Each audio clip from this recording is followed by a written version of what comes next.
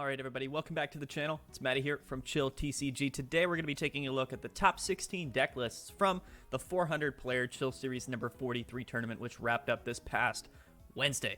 Before we do that though, I wanted to let you guys know that Chill Series number 44 is of course coming this Wednesday, our fourth tournament of this new season. We're almost halfway through, which is absolutely insane, but this week's Chill Series is going to be a little bit special, so everybody kind of probably knows that the new set release for Evolving Skies comes out on PTCGO on the 27th, which is going to be on a Thursday. So this coming Thursday, Chill Series is on Wednesday, so Evolving Skies cards, they're not going to be legal for the tournament. They're not going to be on PTCGO at that time, but what we are going to be doing is giving 300 Evolving Skies packs as prizing for this Wednesday's Chill Series number 44. So if you're looking to kind of compete in the last Chill Series of the format and get your chance of winning some Evolving Skies PTCGO packs like right when they're about to come out, I highly suggest you compete here in this week's Chill Series number 44. It's going to be absolutely fantastic. So definitely go check it out. Link to register is going to be down in the description below. We start at 6 p.m. Eastern time, and it's going to be absolutely phenomenal. I really cannot wait. But that being said, let's get into the deck lists from Chill Series number 43, this past Chill Series. So we actually have a lot of variety. We're going to start from number 16, work our way up. We're going to try to move through these a little bit quicker this week than we have, in the past. But we'll see. I say that, but it's probably going to take us a long time. We're starting at number 16 here with John Weingard from the US. Went 10-4. This dude was playing Shadow Rider Alcremie. So as you can see here, he does have the 2-2 lineup of Alcremie V and VMAX with the 4-4 Shadow Rider lineup. We do see the Gengar Mimikyu in here still. I like that play. I like having the Gengar Mimikyu in the deck, even though it is an Alcremie VMAX-centric Shadow Rider list. I think just having one Gengar Mimikyu is beneficial no matter what. It's just so good in so many matchups. 2 Dedennes and 2 Marshadows. The 2 Marshadow is interesting. We only have one path to the peak in the list, so those Marshadows are going to be primarily defensive. We do have one Ordinary Rod, so technically we could shuffle through 4 Marshadows throughout a game if we needed to, and I think that's really important. We also have one of our own path to the peaks and a training court. Typically when you see Alcremie Shadow Rider, you're going to see the training court. It's just very good. You get to take a basic energy out of your discard pile and put it back into your hand every turn. Extremely powerful. Great card in Shadow Rider. Absolutely phenomenal card. Everything else in here, though, nothing sticks out. It's a pretty standard Shadow Rider list. 4 Research, 3 Boss, 3 Marnie, 4 Quick Ball, 4 Fog Crystal, 3 Evo Incense. Only 2 switch cards, 3 Air Balloon, but 5 kind of switching outs in total, and I think that's pretty correct. We do have 1 Stamp, 1 Ordinary Rod, 13 Basic Energy, so very, very good list, in a list that, is going to be very reminiscent, or I guess predictive when it comes to post-rotation Shadow Rider. I think that this is very similar to a list that we're probably going to swap out those Dedennes with like a Crobat or some other draw support Pokemon. Of course, no Gengar Mimikyu or Marshadow, but the core of the list, like majority of these cards are probably what you're going to see in a post-rotation list. We do have that new Pumpkaboo coming in Evolving Skies, which is kind of the replacement for Marshadow. It's not as good because once it's down on your bench, it's kind of stuck there. However, it can be reused with Scoop Up Nets, so that's just something to keep in mind.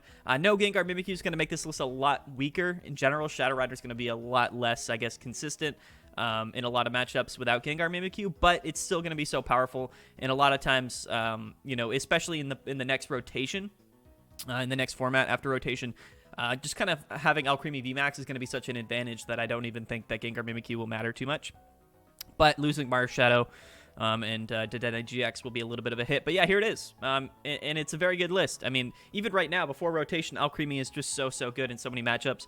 It can kind of buy you out when you're playing against E-Turn.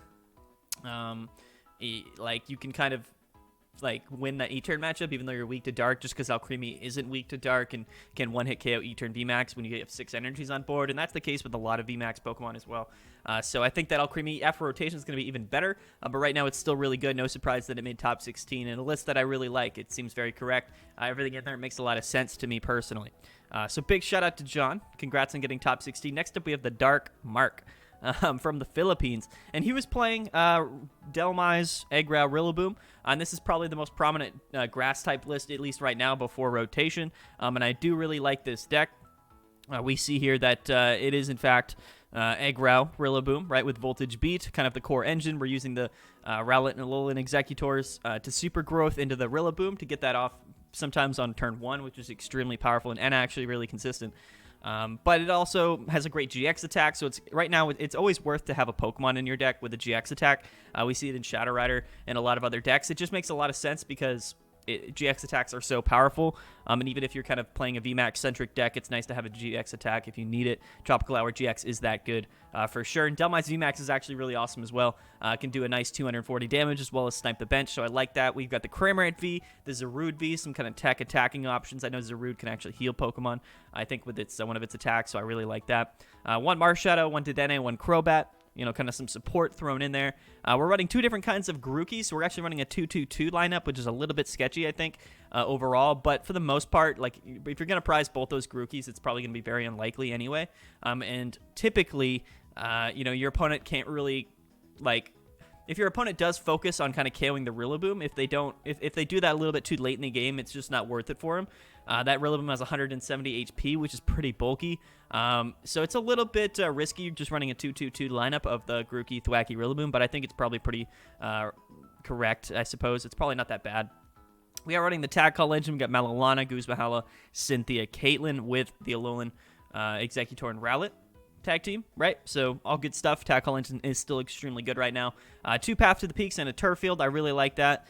2 Big Charm, Air Balloon. This list is actually really, really good, and I think its matchup spread is actually quite fantastic right now. Might not be as good as some of the top-tier decks, like if we're playing against a Shadow Rider, Ice Rider, Dark Box, things like that, things that might be a little bit more powerful overall. This does kind of fall to like a tier 2 in my opinion, just a little bit, but no fire, realistically. Victini does not play very much. Welder decks aren't really played a whole lot in this format right now. So I think that it makes sense that this list is consistently placing well, because Grass type is kind of open to compete now. It's you know what I mean? Like, you don't have to worry about playing a Welder deck 5 times throughout a match. So for that reason, I think it's actually a pretty smart play. It's also probably one of the cooler decks in the format right now. It definitely is one of those really significant crossovers between the Sword and Shield and Sun and Moon era, and a deck that we're not going to be able to play in a month or two, but it is a deck that I really do like. Grass type is going to be kind of up in the air. Rillaboom is kind of the only energy acceleration engine for most Grass type lists, or really any Grass type deck.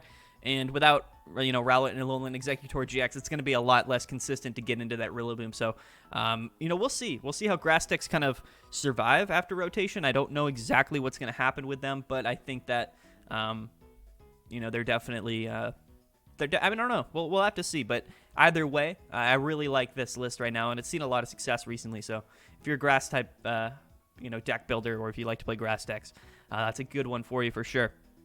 So shout out to the DarkMark. Itty, 1996, not sure. From Japan, though, got 14th, and this man was playing ADP Moltres. Our only ADP Moltres here in top 16.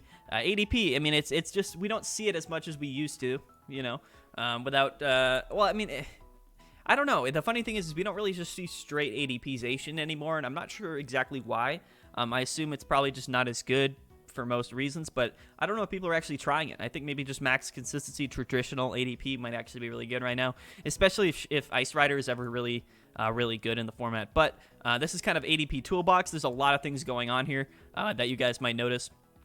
Lots of different Pokemon in the list that are doing a lot of different things, and this is actually kind of it's ADP, but it's not, because we have one Mewtwo Mew GX and a Gengar Mimikyu GX with 1 Psychic Energy, 2 Aurora. So we can go that whole route, right? We can go with the Gengar Mimikyu Horror House GX. It's an interesting route, realistically, because with a list like this, you probably just want to Altered Creation GX. That's kind of like the bread and butter. But in some matchups, I suppose it might be advantageous to do so. We are still running 2 Moltres, right? Which is just gonna hopefully help in the Shadow Rider matchup. You never know. 1 Zacian, 1 Mawile, plenty of metal attackers, enough to do well against an Ice Rider matchup. 3 Dedennes, 1 Eldegoss, 1 Oricorio GX, so plenty of draw support, as well as 1 Marshadow. So a lot of things going on in the list, but I really do like it. We're also playing 5 tool cards in total. 4 different ones, so 2 Air Balloons, a Tool Jammer, Big Charm, Big Parasol. That's all really interesting stuff, but they all really have their uses, you know what I mean? In certain matchups, like Big Charm against E-Turn would be really good, to put onto the ADP.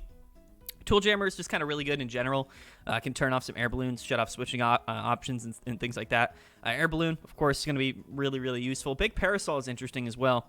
And I believe it might be there for Dark Box. I think a lot of people are playing Big Parasol for Dark Box. I don't know, actually.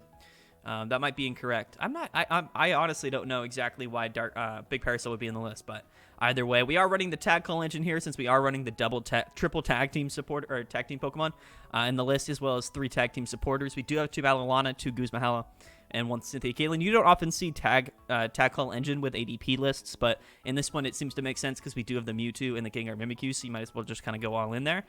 3 Viridian Forest, and then we're running 5 Metal, 4 Dark, the 1 Water, 1 Psychic, and then 2 Auroras. So it's a list that might struggle with consistency with so many different things going around, but this is a Japanese players list, and they tend to have really creative lists, but they always end up doing well with them is the funny part. Out of 400 players, this man made like 14th, I think. So it's just kind of crazy to kind of think about that. But I don't know. It's interesting to me, but I honestly love all of the Japanese players in Chill Series these days because we get to see crazy decks like this doing really well, and it's always great to just take a look at them. I don't really have too much else to say, though. I mean, double reset stamp and 2 energy switch as well. So the list kind of does whatever you need it to be 100% honest with you. Only 2 research, but we do have 3 to Dene GX in here, so it is a very fun list. It definitely seems to be interesting, yeah, I don't know. I would like your guys' opinions for this one. I don't know if we'll see another list like this today, but ADP has turned into some wild things recently. It used to be kind of like the most boring, standard, annoying deck to play, and now it's like just one of the most crazy lists that is in the whole tournament. So you kind of love to see it. Big shout out to Soso. We have LouLiu, 13th from Japan as well. A lot of Japanese players in top 16. They're all fantastic players, so it makes sense to me, but it's just awesome to see them kind of representing every Wednesday night now. 10-4, 13th. This man was playing Ice Rider. It's actually our only Ice Rider VMAX in top 16. A little bit surprising. Ice Rider is such a good list, and I think it's been one of the most played decks in all of these tournaments for such a long time now. It's just crazy to see it not performing as well as maybe a lot of other decks that people are playing, like Dark Box or Shadow Rider or things like that. But Ice Rider is still really good. Everything in here I like. We're running Shady Dealings Engine, 4 Sobble, 4 Drizzile. We do have 2 Quick Shooting Inteleons and 2 Shady Dealings Inteleons. Typically, you don't see these lists running 4 Inteleon, or maybe like a 4-4-3 lineup, but I actually do like it. 1 Dedenne as well with a Mars Shadow. 2 Path to the Peaks. And only 7 water energies, but we do have 2 Capacious Buckets. The things that I really like to see with Ice Rider, or notice whenever I'm looking at an Ice Rider list, is the supporter lineup, because people do tend to sprinkle in some awesome things here. Like, we have Melanie, Marnie, Boss, and that's typically stuff you'll always see in Ice Rider, but the 1 Leon, 1 Erica's Hospitality, 1 Research, and 1 Lieutenant Surge's Strategy is actually really cool. And I like Surge in Ice Rider. I think it's really good. You can Surge, and then you can go ahead and then Melanie and Boss in the same turn. So it's kind of the idea, and a big thing with Ice Rider is you can't really get that extra energy attachment on your turn and also Boss, right? Because you have to Melanie, and that's one of the biggest downsides to this list. It's interesting to me that people are playing Lieutenant Surge and Ice Rider when instead they could be playing maybe some other options. I'm not saying Frostmoth would be better, but we do actually have Frost Lass, which came out in Chilling Reign, which does kind of the same thing as Melanie, but it's just a Pokemon, stage 1 Pokemon. It's also searchable with Level Ball, and has good synergy with Scoop Up Net. And I don't know if post-rotation people are going to be playing Frostlass in Ice Rider, but personally I think that card is actually really good in the list. We just never see it, and I'm not sure exactly why. But either way, definitely interesting. We're running Level Balls in the deck, of course, because of the Sobble, Drizzile, and Mars Shadow in the list. 2 Calm, 4 Quick Ball. So no evolution. Oh no, we have two evolution incense. So lots of Pokemon search in the deck, but we have a lot of Pokemon, right? So that makes sense. 2 Scoop Up Net, the Reset Stamp, Tool Scrapper, and 1 Air Balloon. So this list is pretty standard in terms of Ice Rider go. I think that the Lieutenant Surge is kind of like a little spicy inclusion that we've seen recently, and I haven't tested it out personally, but it does sound pretty good to me, and it does sound very interesting. It's also a card like we can search all of these kind of one-ofs in the list, like with Shady Dealings, right? Like typically if you ran 1 Lieutenant Surge in your deck, it would not be a very good inclusion because you'd have to find it at that right moment, and it's very unlikely that you would just have it in your hand or draw into it.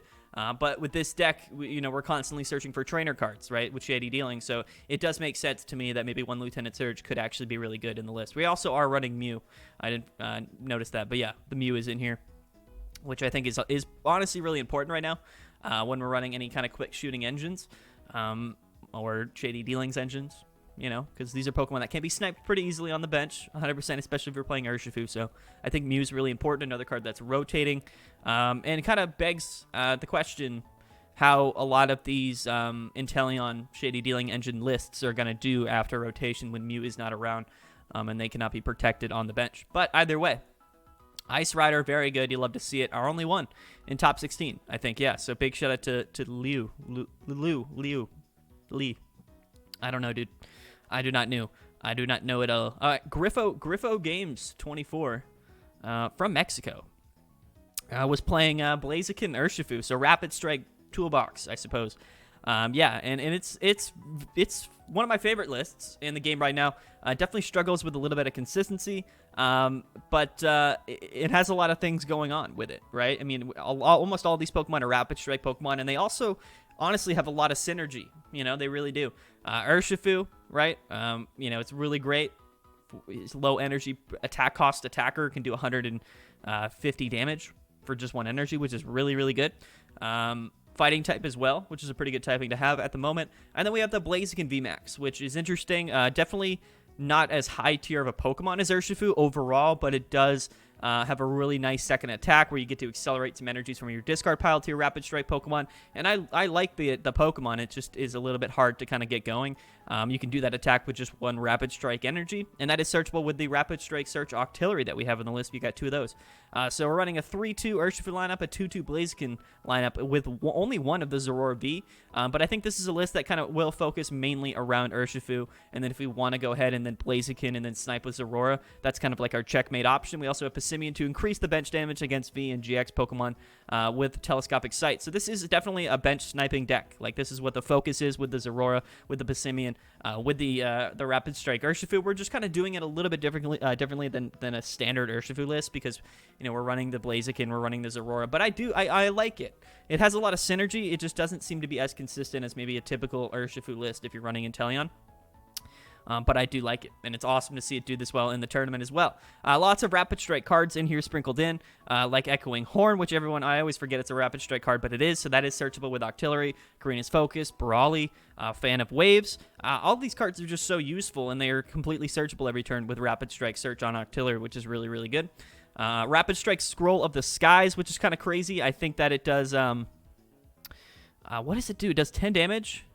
It's a lightning and a colorless, which is a little bit awkward because we need to use the okay, so it does 50 damage for each energy attached to your opponent's Pokemon, which is a very interesting card to be thrown in here. It's a tool card. You attach it, and then your Pokemon gains that attack. And I suppose that's something that we can put on typically Zorora, but I guess maybe any Pokemon. But the only lightning energies we have are those 2 spiral energies, which count as any energy type. But it is interesting, I suppose, especially against things like a Shadow Rider, or even in a lot of matchups, we could be doing a lot of damage for just 2 energies to the active, which is something this deck kind of struggles with, 1 kind of nice big hit on the active. So I kind of like it. Tower of Waters as well, and then all those energies. Again, all those are Rapid Strike cards, searchable with Octillery. We do have 1 Cheryl thrown in here, too, which is pretty funny. Escape Rope, Air Balloon, Ordinary Rod. So the deck has a lot of different stuff going on, but I actually do like it. List that has, is anything rotating? I mean, the Mew's rotating, Dedene's rotating, but everything else in here, I think, is surviving rotation, which is extremely interesting, actually. So, a deck like this might have a lot of merit. It might actually have a place after rotation, which is just absolutely crazy to think about. But either way, awesome. It's actually just awesome to see a deck like this do that well at a 400-player tournament. So super, super cool. I haven't played it much myself. I haven't played Blaziken's Aurora since like the very beginning when all those cards came out in Chilling Reign, but super, super cool nonetheless. Shout out to Griffo from Mexico. Super cool. David Hendrickson, though, another great online player from the U.S. This man was playing Spiritomb, and Spiritomb, in my opinion, is a deck that doesn't get enough credit. This whole entire archetype's rotating out soon, but it is definitely really, really, really fun. Spiritomb is probably one of the best single prize attackers in the game right now, but it's also a dark type attacker, right, which just makes it that much better right now in this format with all the Shadow Riders running around. It's Spiritomb Spike Myth, so I think we've taken a look at Spiritomb a few times in the past few weeks. It always seems to actually top like these events like once or twice here and there. It just isn't a very like heavily played deck. There's not a lot of people playing Spiritomb. But I think if we had like 40 or 50 people playing Spiritomb every week, it would actually do extremely well. It just doesn't see as much play. But yeah, we got the Stellar Wish, Jirachi, Ominous Posture, Jinx, Marshadow, Mew, Oricorio, Dedenne, Crobat. Every Pokemon in this deck has abilities, so it's kind of crazy. I just wanted to mention that. But yeah, it's I don't know. I mean, if you don't know what Spiritomb Spike Myth does, you put Spike Myth in play, and then whenever a player switches out their Pokemon from their active to their bench, you put 2 damage counters onto it. So we want to put damage counters on Spiritomb. We also have Cape of Toughness to increase its HP, because the more damage on the Spiritomb, the more damage it does for just that one energy. So the whole idea here is we get Spike Myth in play, we attach Cape of Toughness to our Spiritombs, and we're just switching in and out as much as possible, putting tons of damage counters onto these Spiritombs and just absolutely doing crazy damage from a single price Pokemon with only 1 energy. So it can be really good, has a lot of sequencing involved, a very tough deck to play, but a very interesting deck and a very powerful one at that. Rest in peace, Spiritomb. It's going to be gone in like a month or 2, but maybe it's really good and expanded. I don't know. I don't play expanded. But yeah, shout out to David Hendrickson. Super, super cool. Definitely, it's always impressive when somebody, wins 10 games with Spiritomb, because that's so many cards they're playing every game, and there's a lot of room for error. So it's definitely really interesting. Speaking of interesting, at number 10 here we have Tate Whitesell from PokeStats. Great guy, great player. And this week he was playing Decidueye. So we don't often see Decidueye at Chill Series. The tournaments are a little bit too big for Decidueye to be like a deck that people choose to play, because you kind of have to get lucky with your matchups. But of course, this is what people are running for Decidueye these days. We're, of course, running the Shady Dealings, quick shooting Inteleon engine, and it's a very good engine. We see this in a lot of different decks, and it's no different with Decidueye. It also is a single prize Pokemon, so an entirely single prize archetype, which I do like. And it just makes the deck list that much more consistent. But everything else in here, though, kind of classic Decidueye stuff. We got the 4-4 lineup. We do have the Snorlax and Mew in here, stuff that you should be running in Decidueye. But since we have the Shady Dealings engine, we can justify running things like Level Ball, which I like. Still high count of Rare Candy, 2 big Parasol, a couple Scoop Up Nets in there, Ordinary Rod, and Capture Energy. So the list is actually very consistent, and it's still auto-winning matchups like Decidueye tends to do. Yeah, I mean, I don't know exactly what Andrew hit, what kind of stopped his run in the tournament. He won 10 games with Decidueye, and it's always one of those things where Deci can come out on top if nobody preps for it. But at this point, it might be a little bit difficult. I think Decidueye actually might be actually insane after rotation. I just don't know how many single-prize Pokemon people are going to be running, or counters to Decidueye people are going to be running in their decks. But either way, Decidueye, Tate Whitesell, 10th in the tournament, so absolutely phenomenal. Super cool to see. I absolutely love it. It's also kind of a budget deck. I mean, I would consider it definitely a budget deck, but definitely cool nonetheless. Shout out to Tate. Okay. Bodie Robinson got 9th in the tournament from the U.S., and this is where we're going to get into the 3 Dark Box lists and the 3 Urshifu lists. They're kind of all back-to-back, so we're just going to get into it. I'll try to point out the differences. There might not be much of a difference. But Bodie Robinson here playing Dark Box. This was, of course, the archetype that won last week at Chill Series, so definitely cool to see both of those finals competitors were playing Dark Box. One was playing Malamar, one wasn't. This is the one without Malamar, and typically I think the one that most people are probably going to play. Umbreon and Darkrai, Dark Moon GX is absolutely insane. Red and blue with Weavile GX. We have Silvally GX, Moltres. It's just a deck that has so much potential, so much power. The only downside to a deck like this is, of course, the low HP Pokemon. So things like, E-Turn or Ice Rider are definitely going to have an advantage, but it is extremely powerful. It's actually very consistent as well, and it's a Dark-type-centric list, so that gives it a big advantage in this format right now. So no surprise to see 3 of these bad boys right here in top 16. Definitely super cool to see. I did make a video, so if you guys are interested in learning more or kind of hearing more about Darkbox, we did interview the champion of last week's Chill Series who won with Darkbox. So I think that instead of me kind of sitting here and explaining it to you for 10 minutes or so, you guys should go ahead and just check out that video that I posted on the channel a few days ago. Definitely super interesting. Yeah, here is Bodie Robinson's list, who got 9th. So let's take a look at the other 2 that all had very similar record. So Bodhi was 11-3. Gabehumway here. Now we're getting into top 8. Another great player, always does well at Shield Series from the U.S., was 11-4 since he did make it into top 8 but lost. So let's see what his list looks like. So extremely similar list. A couple things here. I do notice the Incineroar GX, so I think that's a difference from the last list, and I don't know if the other one had Marshadow and Mew. It might have.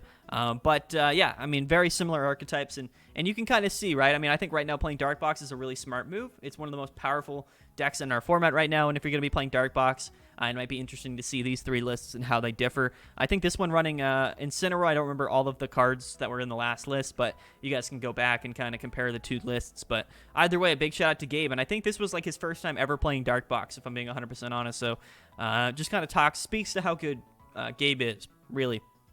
Gabehumway, as well as how just absolutely insane Dark Box is.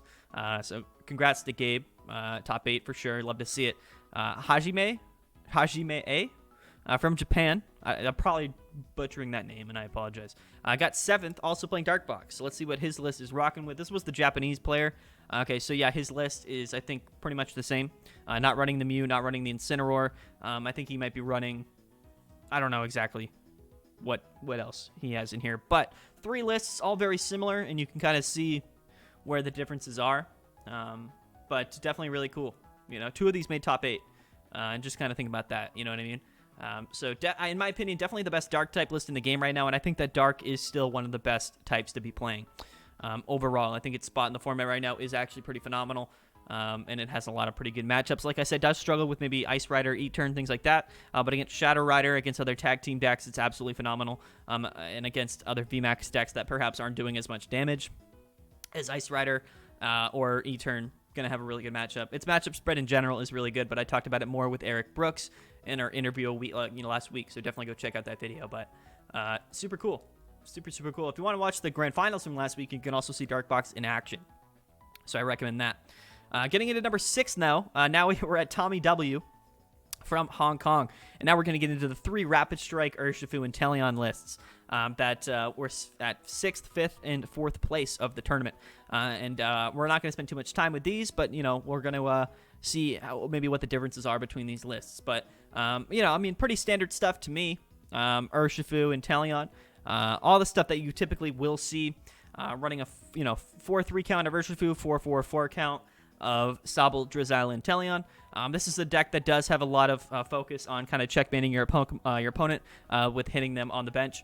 It's also a deck that has a lot of comeback potential. You really like to take 4, 5, 6 prize cards with 1 attack with Gmax Rapid Flow. And we can kind of do that, and that's almost advantageous for us because we are running a reset stamp and 2 Karate Belts, which Karate Belt lowers our attack cost by 1 fighting energy if we are behind on prize cards. So we go behind on prize cards, we let them take all the prize cards, right? And then we set up with a second Gmax Rapid Flow for just 1 Rapid Strike energy attachment and hopefully take 5 or 6 prize cards with 1 attack to win the game. That's what this deck's all about.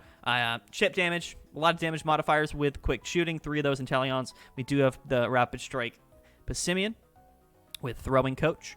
And then the Urshifus to snipe the bench. 1 to Dene, 1 Mew to protect those bench sitters.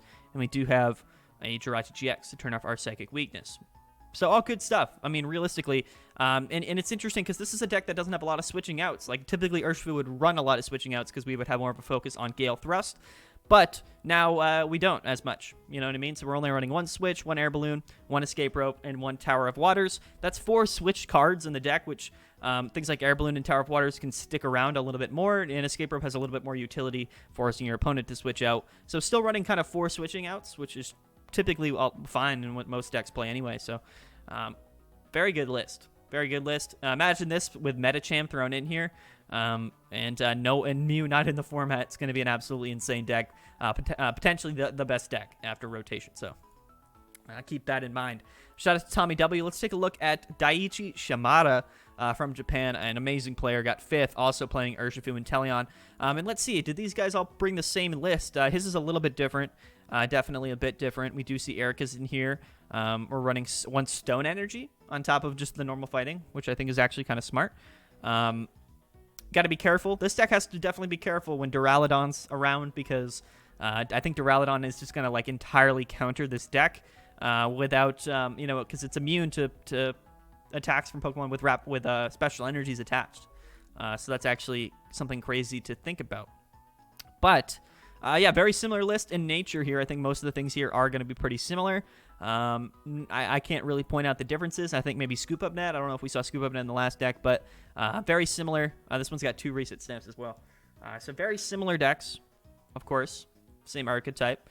And if you're an Urshifu player, or if you're looking forward to playing Urshifu soon, maybe you take a look at these 3 lists and you kind of figure out what you're going to do. We're already 30 minutes into this video. I thought I was going to take less time, but I guess not. All right, let's take a look at Dangerous Rogue.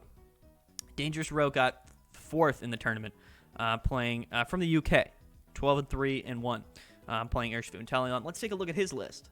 3 players from around the world, like literally, and this is very similar, of course, as well. We do see the one Scoop Up Net, but now we actually have a Shadow Box Mimikyu, which I like. Turns off all abilities of GX Pokemon, and if they have any damage counters onto them. So it's actually an extremely good counter against Mewtwo or any Mewtwo deck or Dark Box in general, which does have Mewtwo to kind of counter or to kind of try to hit for weakness on Urshifu to help that matchup. Mimikyu definitely going to help, and Dark Box is one of the best decks in the format, so I really do like actually running the Mimikyu in this deck. And I think actually we saw the Shadow Rider deck that was in finals was also running a Mewtwo in the deck.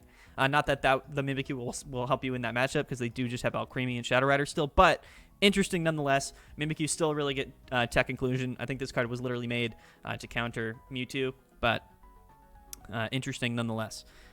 Super, super interesting. And I like it. Urshifu, man. It's still doing well. You know, even with Shadow Rider being the best deck in the format, we had 3 Urshifus in top 8. That's just how good the deck is. Now we're going to get into a couple spicy lists. We have Kant here at number 3. We got Kant at number 3, and this man was playing Pikram, and I believe this was a Greens Pikram list. Kind of a throwback, a super throwback, but the Japanese people know how to bring things back, I'll tell you what. And Kant is a great player as well. Pikram is a deck that people don't play a whole lot anymore, perhaps because Urshifu is a pretty tough matchup for them. But overall, I think that Pikram is still extremely powerful, and Green's Peak with Path to the Peak, you know, is it's powerful, man. It is definitely really good. I expect a lot more people to be playing this Pikram list, or Pikram in general, in the next few weeks before rotation happens. I think that it's still worth playing. It's still super good. When you're running a Greens deck, though, it's a little bit more hard, like a harder deck to play than typically other lists. Greens is just a card that brings a lot of skill into whatever matchup you're playing, but can be extremely powerful. And I think in this list, it makes a lot of sense. It really does. I mean, I love this deck. I think it has a lot of synergy. It's a very clever list, very powerful. Pikram's still one of the best cards in the game right now, and it has absolutely everything. 3 reset stamps, 4 Path to the Peaks, no hammers, thank God, but still running 14 energies, Tag Call Engine, Lily's Polka Doll, which I find to be interesting as well. Good pivot for Raichu and Alolan Raichu. 2 Big Charm, 2 Air Balloon. Here we go, Pikram, baby. It's back. Everyone play Pikram again. It's good. Hop back on the bandwagon, everybody. I don't know. Interesting. Definitely just crazy. It's crazy to me that I'm taking a look at this point in the format, with rotation coming in like less than a month. Pikram, man. I think early Chilling Rain people were playing Path to the Peak Pikram as well, but I don't know. Can't just kind of throwing it out there. He's like, I'm just going to do that. If I go to metagame, though, real quick, just to take a look, we had 2 people playing Greens Peak out of 400, and one of them just happened to be Kant, who got 3rd in the tournament. Next up, though, we have Haru N from Japan. 4 Japanese players in top 4 and 5 in top 8. So Japan is kind of taking over. They know how to play the game. That's all I'm going to say, and I'm just absolutely happy that people from around the world are competing and enjoying Chill Series. But Haru, Tokis VMAX in finals. Now, before we take a look at these decks, I want to go ahead and tell you to check out the Grand Finals match video, which I posted 2 days ago on the channel, where actually I posted it yesterday on the channel. Yesterday. Posted it yesterday. Go check it out. Or was it 2 days ago? I don't know. No, it was 2 days ago. Yeah. But check out the Grand Finals match. Super interesting. One of the closest sets that we've ever had. Went to game 3. It was super awesome, super entertaining. Haru was playing this awesome Tokis list. Let's take a look at it. I bet people are kind of talking about this list or made videos about it already. But Tokis VMAX with, of course, the Shady Dealings Inteleon engine. So absolutely insane. Quick shooting is going to be really good. Tokis is a deck that doesn't do a lot of damage. Tokis VMAX does 120 damage for only 2 energies, and you get to search your deck for 2 cards. So a very powerful effect, but doesn't do an incredible amount of damage. So the quick shooting Inteleon going to kind of add some more damage turn after turn, especially if we have 3 of these. That's 60 damage every turn added on, which is really, really good. And of course, we are running 4 powerful energies, which is going to further increase the damage done to Tokis. So very powerful. It's also weak to electric, lightning type, which we didn't really see much of. There was that pikram, but other than that, it's literally almost none in the format. You'll notice 3 basic lightning energies with Tapu Koko Prism Star. That's going to be kind of our other way to, I guess, get extra energies in one turn. Just to give us the capability of setting up a Tokis VMAX in one turn, right? We attach an energy, and then we can kind of dance the agents 1 or 2 onto our bench Tokis, so definitely really powerful as well, and I like it. I like doing that. It's a good strategy. 1 Path to the Peak, 1 Power Plant. I think that Power Plant is definitely interesting, but maybe double Path to the Peak would have just been better. Dedenne GX thrown in here with Mew, of course, to protect those bench sitters, and this Hoopa here, Evil Admonition Hoopa, put in a lot of work in the Grand Finals match, and it's also just perhaps one of the best single prize Pokemon, especially just for 1 colorless energy that you can throw into any deck to really actually do a lot of damage against Shadow Rider. And I think it's just a really great inclusion. It's also going to be rotating soon, but I think it's going to be phenomenal. And it should see play in a lot more decks, especially decks that struggle with Shadow Rider like Tokis does. I think this man dodged a lot of Shadow Rider throughout the tournament. Might have been a big reason why he made it to Grand Finals, because Tokis definitely does struggle with the Alcremies and just the massive damage output that Shadow Rider can put up. But either way, awesome to see him in Finals. Cheryl, Jesse, and James, double reset stamp. A lot of great things going on with this list. A very consistent list as well. And like I said, we search our deck for 2 trainer cards whenever we attack, and it's pretty consistently that we can do maybe 160, 180 damage every turn. 160 times 2 is 320. Kind of the sweet spot, so that's kind of what we like to get to with the list and kind of get some 2-hit KOs. But definitely really, really, really cool. Is it as good as maybe some people are going to assume it is because it made Finals? Perhaps not. I definitely don't think it's like a top-tier deck, but it definitely does have a lot of potential and definitely isn't as bad as some people might think. But Marnie does exist. Reset Stamp exists. Excuse me. But yeah, if Marnie wasn't a card, or if people weren't playing Marnie, I think Tokis would be that much better. We saw it in the Grand Finals match where we attacked, did some nice damage, found 2 cards, which we definitely could have used the following turn, and then we just got hit with a Marnie. I mean, a lot of decks are running 2, 3, 4 Marnies, so kind of makes this this archetype a little bit harder to use or to do well with. But either way, you just have to give a massive shout out to Haru for making Grand Finals of a 400-player Chill Series with Tokis VMAX. Absolutely insane. And then we have Matsuchi, 0620, also from Japan. This man, 14 wins, got first place, took home the gold at Chill Series with Shadow Rider. I know, it's another Shadow Rider, but this one is a little bit cool, I suppose. Trevenant and Dusknoir makes its return in Shadow Rider VMAX. He's also got a Mewtwo and Mew GX thrown in there, because why not? So definitely a little bit interesting. Everything else in here, though, is kind of normal. 1 Dedenne, 1 Crobat, 2 Marshadow, 1 Alcremie. He's running a promo Shadow Rider V on top of 3 normal ones, and I do kind of like that. Might as well just have some variance in there, just because some are going to have different purposes, you know what I mean? So you might as well. You might as well. Yeah, definitely the tag team lineup is interesting. Like, most decks will just run 1 Gengar Mimikyu, like the one we saw earlier in the tournament. But 1 Mewtwo, 1 Trevenant and Dusknoir is definitely kind of funny. Kind of a throwback. No Path to the Peak in here, so just defensively playing these Marshadows, but we do have 1 Training Court, 13 energies, and all the good stuff that Shadow Rider typically plays with 2 reset stamps. And it's funny because when you see Trevenant and Dusknoir, you typically will see the Path to the Peak. Just because of Reset Stamp, Marnie, Path to the Peak, Trevenant, it's a very dangerous combo, but kind of one just thrown in there, and I do kind of like it. It did actually see some play in Grand Finals as well. So definitely go take a look at that match. But here you go, the list that won Chill Series. It's Shadow Rider. I wouldn't kind of read too much into it. Trevenant, Dusknoir, Mewtwo. A lot of people are probably assuming that it's not the most correct way to play Shadow Rider. You might be correct, but I think that Shadow Rider, any real Shadow Rider list, has the potential to win, especially when the pilot of the deck is as good as Matsuchi was. So there we go. There we go, everybody.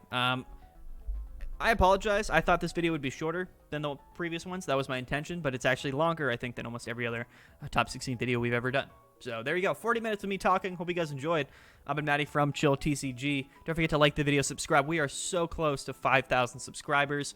When I started doing this, I never really thought we would have this many people subscribed or this many people watching or playing in Chill Series tournaments. But, you know, absolutely blessed, and it's super awesome. So if you're not subscribed and you're watching this, definitely give the channel a subscription. I don't know. Try it out. I don't know. Okay. Anyway. Yeah, don't forget to register, though. Don't forget to register for Chill Series number 44 coming up this Wednesday. Win some Evolving Skies packs. It's like the first tournament, the only tournament so far that is going to be giving Evolving Skies as prizing. So I highly recommend that you guys go play, check it out, have some fun. Enjoy this format for what it is before it completely changes. You know, team up through Chilling Reign. Kind of the end, per se, of this era. Almost. I mean, we're getting Evolving Skies and then rotation, but you know what I mean. Anyway, all right. Go register. Link to register down in the description below. I'm going to get out of here. You guys have a great day. I've been Maddie from Chill TCG. We'll see you guys probably tomorrow or in a couple days. I don't know. But yeah.